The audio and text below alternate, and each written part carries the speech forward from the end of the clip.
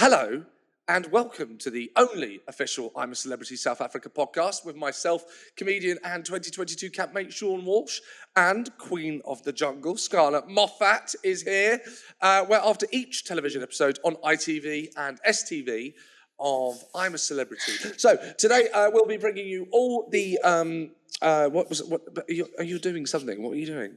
No, honestly, absolutely nothing. I'm fine. I'm just... What's that inside your top? What? Well, I've just got like a little bag of nuts. Just in case I need a little... Nuts! Just a little... I can't believe this. How'd you sneak that in there? I've got some mints later. We need some mints as well. And then... Okay, thank you very much. This is wonderful. Couple of tea bags. Everyone loves a tea bag. And then, lovely. Put the kettle on. And then, well, just because, just a little bit of salt, some condiments. Never go anywhere without my little salt shaker.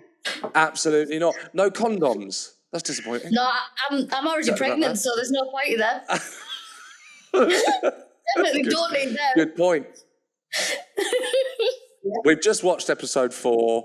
OMG. I know. First of all, I have got to point out, Gillian's contraband was insane. Like, I have no idea how she managed to fit so much in a bra. Oh, my God. That's impressive. Absolutely. I mean, I was half expecting, because it just kept on going on, didn't it? It was like mints, almonds, like you say, tea bags. And then Classy's getting out the... What did she have with her? Seasoning... Which was so clever in a hair bubble as well. Like, I feel like we've all done that thing when we've tried to go to a festival and you've tried to, like, smuggle drink in. Well, I have anyway. Yeah. And then Paul Burrell was just sat in the corner, like, I don't know, as if butter wouldn't melt. And then he was like... Oh, naughty Paul. Well, I have got some coffee. I thought... I was literally halfly expecting, like, Phil to pop in 5 minutes later and go, I've just ordered a Deliveroo. It'll be here in 4 minutes. Don't worry about it. I feel like, just in case anyone is on the same wavelength as Amir Khan, we should explain what a contraband is. Because as soon as the word contraband was said, and he went, contraband, I knew straight away he has absolutely no idea what that is. I suppose so. Absolutely no idea. He maybe thought, I don't know what he thought that people were bringing in. Like, he must have just been like, I've not heard of this. Like, why has no one offered me a contraband? Yeah, the contraband. What, is there music coming? The contraband. We got the contraband in, we got the contraband in. No, a contraband, of course, is things that shouldn't have been, they've been snuck in, haven't they? Yeah. So it's really, Gillian McKeith is like Scarface of the nuts world. Smuggling in nuts into the toilet, come into the toilet for some cheeky salt. Do you know what? Good on Helen, though. Helen was like, I am not taking part in any of this at all. But I knew as soon as Gillian said to Jordan, do you want a cup of tea, pet? Like, with a little twinkle in her eye, I thought, she's got tea bags. She's fully got tea bags. Sense that. I could. I can't believe she's done it again. She is such a bad girl. She actually is, with her shades and her plaits in her hair and now her almonds. I know. She does not care, but Fatima was not happy. Rules are the rules. It's a principle. Send me away then. The rules are the rules. They've been broken and it shouldn't go unpunished. Whether we like it or not, we're all in it together. It's not about the individuals. It's about the rules being breached. Because I'm a principles person. And I want to be true to myself. Just don't agree with it. Everybody knows the rules. If you break them, you pay the consequence. Yeah, I feel like this is really going to change the whole dynamic of the camp. Even though, in hindsight, like, if I was in there, I'd just laugh it off. I'd be like, well, it's one of them things, you know what I mean?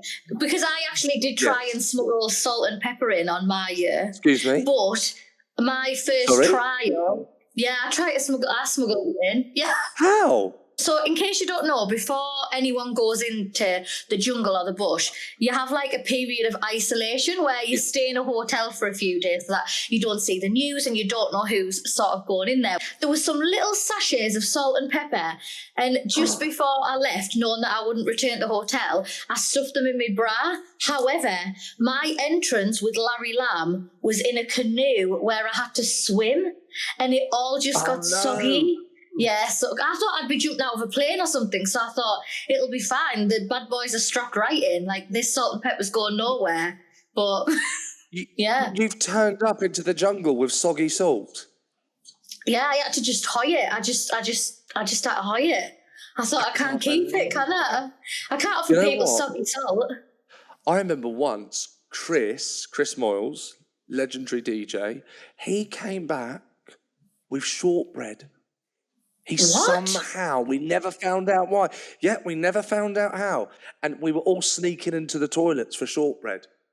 I'm not joking, that really happened. Where the hell is he got shortbread? I don't know, we'll have to find out. We'll have to ask him. Well, I just want to know, like, anyone listening, if you could smuggle anything in, what would you smuggle? Just use the hashtag I'm a Celebrity Podcast, because I'm interested to see what people think is pinnacle to have in the bush. But I think Fatima kicking off with everyone, that's it now. The camp's changed. Yeah. People are either going to side with Fatima or like be on the other side and just think, oh, well, you know, no harm done. But I think because Fatima comes from such a disciplined like background with her sport, she probably thinks, well, no, that's not fair. Like, that's not a level playing field. Like, we all need to be in here together, like no contraband. I know, but I think it's because she was involved in sport, and when she was involved in sport, there were other athletes and stuff that were taking things they weren't meant to enhance their performance. And God knows I feel better after a coffee. So she probably thinks, well, hang on a second.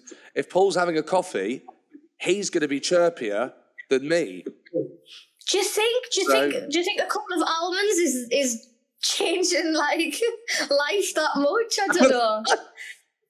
I don't know about the almonds, but a coffee, that was the thing I would say, apart from, you know, the family and my dog, I would say coffee was the thing I missed the most. I don't drink coffee, but now that you said that, I can see why that would actually, like, you know, make someone a bit chirpier. No, I do get you there. My favourite thing this whole episode was the fact that Shaun Ryder has admitted his bromance and that his bestie is... Oh. Can't remember your name. Hang on, you know who's here. Who's here? OK, this Paul Burrows, you know Paul? Yeah. He's really nice. Oh, Paul Burrows. Yeah. There's Fatima Whitbread. Right, hang on. Janice Dickinson. Janice. Oh! My best mate in there. My best mate. Bowler. Spin bowler. Phil Tufnell. Phil Tufnell, yeah. I love you that much. You're my best friend. Make sure I'm with my bestie. And then it turned into a weird game of like charades meets Guess Who. You know, he's really tall, little bit of stubble, he's bald. Bald in action. I was like, and they were like, oh, he's trying to work it out. I was thinking, how do you not know your bestie's name? And he's still got his stick, like he's like Gandalf. But Gandalf's been smoking too much shisha and he can't remember anyone's name. He's so mad. As soon as they said to him, who else is in there, I thought, you're asking the wrong person because he doesn't know anyone's name. Watching Shaun in the bush this time round, I would say one of my biggest regrets in life is that I never got to see the Happy Mondays. Because he can't remember anything. He's nothing. He basically doesn't have a head. He's like, he can look round, but he can't actually store things in his brain. He's my best friend. I don't know who he is. Yeah. He reminds me a bit of me dad, and I mean that in like the nicest way possible. And I feel like I would really warm to him if I was in there. That's why I was so shocked that Toff actually sent him. Like, I was a bit like, oh, why are you choosing Shaun of all people? But actually, what I'm a Celebrity is about friendship. growing friendship, people getting along, laughter and love. And it's just wonderful. And Phil and Shaun having that romance is it's just lovely to watch, isn't it? I know, I can't wait to see it blossom. I feel like that's going to be a forever friendship. As long as, when he goes to text him, he'll be like, oh, what's his name again? And unless Phil texts him first, otherwise Sean's just going to be like, I really want to text my best friend, but I can't remember what his name is. And then we're looking at the monkeys. Yeah, look at that. What's that monkey over there? That, like, no. The problem on the chimpanzee, is it, like, or the gorilla or whatever? Then Phil was telling a story about getting naked. I don't know if he was painted naked or he was painting somebody else who was naked. I couldn't quite work that out. I paint. Do you? Yes. Well, you should do that Artist of the Year. I did. I tell you who we painted nude. Keith Allen. Keith Allen. He's So good. you painted him. You always rely on nude. Carol for that, can't you? He's a funny boy. No, he was painting Keith Allen naked. Keith Allen was naked. Not Phil wasn't naked. Phil was not naked. There's no need Right. to be naked if you're painting someone. Well, this is what I thought when he said, oh, I was painting naked. And I was thinking, why? Why did you pick that? No! Makes more sense. Oh, it's really hot in here. Do you want me to turn the heating down? No, don't worry about it. I'll just take my clothes off. Don't worry. Do a little paint by numbers. Talking about. Yeah. But then he had to do a weird, pub quiz with Toff, didn't he? Where he was like, oh, what do you call that singer? And she sings a bit like, da-da-da, and she's done grungy. It's like... Oh, yeah, you know her. She kind of talks like, I was just walking down the street and the other day I saw a naughty boy. To be fair, I would have got Lily Allen off the back of that. It was actually quite a good impression. And Mia Khan, literally, when he was like, as soon as Phil was like, goodbye, everyone, he didn't even finish the words, and Mia was like, am I all right to have you in bed, mate? I know, that was unbelievable.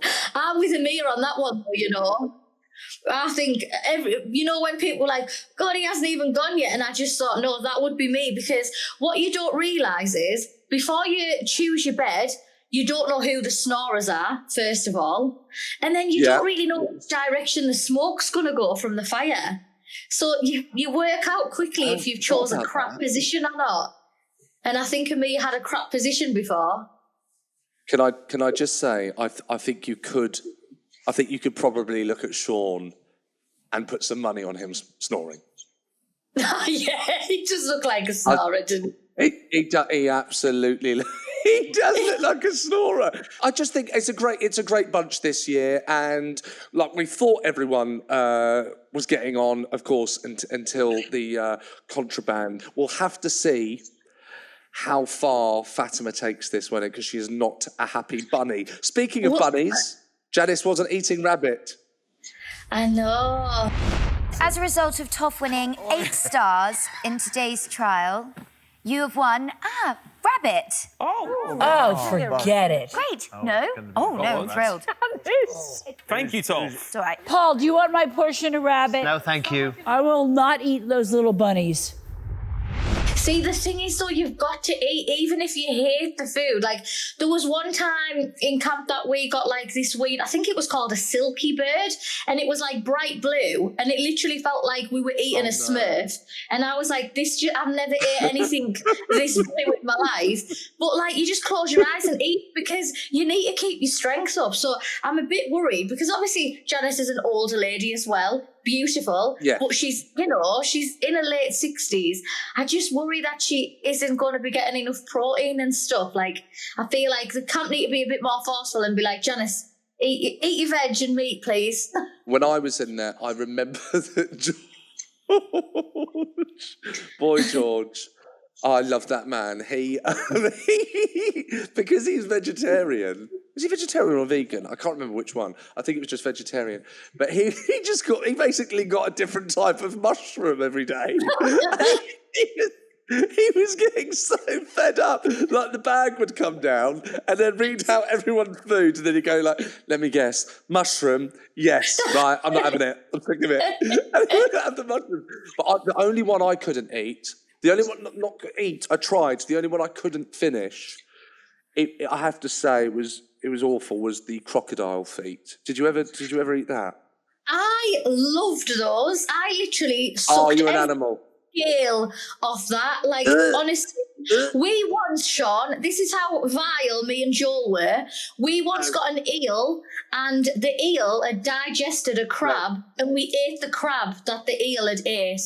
Like, I'm not bothered. I literally, my dad always says, what won't stick in your throat won't stick in your bum.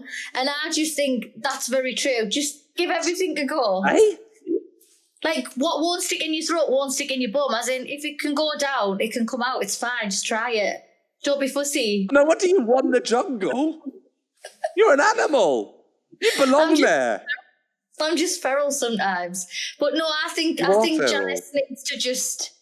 Yeah. I understand if it's her principles, if she's like, oh, I can't eat rabbit because, you know, like she likes bunnies or she had a pet rabbit as a kid, fair enough. But I just think you know what you're getting yourself in for when you sign up. These are all legends. They've been there, done that, got the G-lay. This isn't new stuff to them. They know that the food, like you're not going to get a fillet steak, are you? Do you know what I mean? And sauteed potatoes. No. Like, you know what the food's going to be. Exactly. I mean, I don't think I could have done that trial that Amir did. Every time it got to a new creature, so it'd go like crab, and then it would go frogs, and snake. I was just like, nope. I couldn't have done any of that. 27 cockroaches. Nope, not for me. Thank you. No way. Absolutely no chance. Counting it out was intense. Like, do you think that they call awful because it's awful? I think you're onto something. It shows how far that Amir's come, because before he said those dreaded words, I'm a celebrity, get me out of here, when he grabbed what he thought was a string, but it was actually a snake, when he was back in there originally. So I just think, look at him now. He's grabbing snakes left, right and centre. He's counting out cockroaches. I think Amir is going to actually do really well. And he was one that actually, if you'd had said at the start, who might get voted out by his other campmates, I'd have probably said Amir, because I'd have thought he's not going to bring home much bacon, much stars. But he is. 10 stars. He's doing very well. And my favourite bit in that trial was when he was running around the supermarket like he couldn't find the crabs. And I think Antodek even said he looked like every man in the supermarket. And I thought, you're absolutely right. I wouldn't be surprised if he got a phone out and started taking photos of the crabs, sending them to his missus. Do you mean these crabs? Are these the good crabs? You mean these ones? Yeah, got it. I think that is the bane in every woman's life, is like sending the partner out to the supermarket, because it's like, you know, when you get crap substitutes when you get a home delivery and you're like, I asked for Jig Lemon, what's this sherbet? How am I going to clean with sherbet? Like, I feel like that is blokes. That's basically what Amir done without the actual list. I think, like, yeah, he would have struggled more. Andy versus Mylene, right?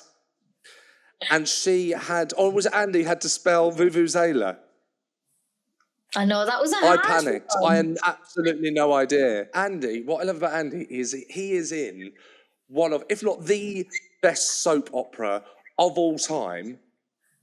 But as a bloke, he's like one of those guys that he looks like he just works in Dixon's, and that he would, if he was telling you about the laptops, he would whisper into your ear, just go for the cheaper one. There's no difference. He just comes across like a genuinely lovely person. But do you know what? I actually think it worked out for the best, because I think Mylene was starting to get a bit sick of Sean's snoring. And I actually think the three musketeers of Andy, Paul and Sean, Andy, Phil and Sean, will get on. I think that's actually quite a nice little crew to be together. I've got a name for them. Oh, yes. The Happy Monkeys. Nice. You know, they were looking at the monkeys. Yeah. I think they need to come out, get on the road and do a tour. The Happy, Phil here. Oh, Phil, come on here. Phil with a tambourine there, just banging a tambourine. And Sean just going like since the 90s. And Andy popping in. Can I help you? Do you need a new charger? Honestly, I think it was the right thing. I think Mylene is better suited to being Yes, in I think the you're right. with a bit of female company, I think. But if you think anything else, then, like we say, we would love you to get in contact using the hashtag I'm a Celebrity Podcast. I think that's it from us today, Shaun. I could talk all day to you. I would love to do that. Well, no, I'm not going anywhere. I think other people might have things to do, though, to be fair. Remember that you can watch us on YouTube, on the official YouTube, I'm a Celebrity. Get me out of here, and make sure that you tell your friends, your family, and anyone who you know is a fan of I'm a Celeb to join us and have a natter. When we say goodbye, can I just call you and you carry on keeping me company? Yeah, of course, that's fine. Thank you very much. I think I'm having a bit of trouble with my phone at the minute, so if I don't answer, it's not, don't take offence. Oh, unbelievable.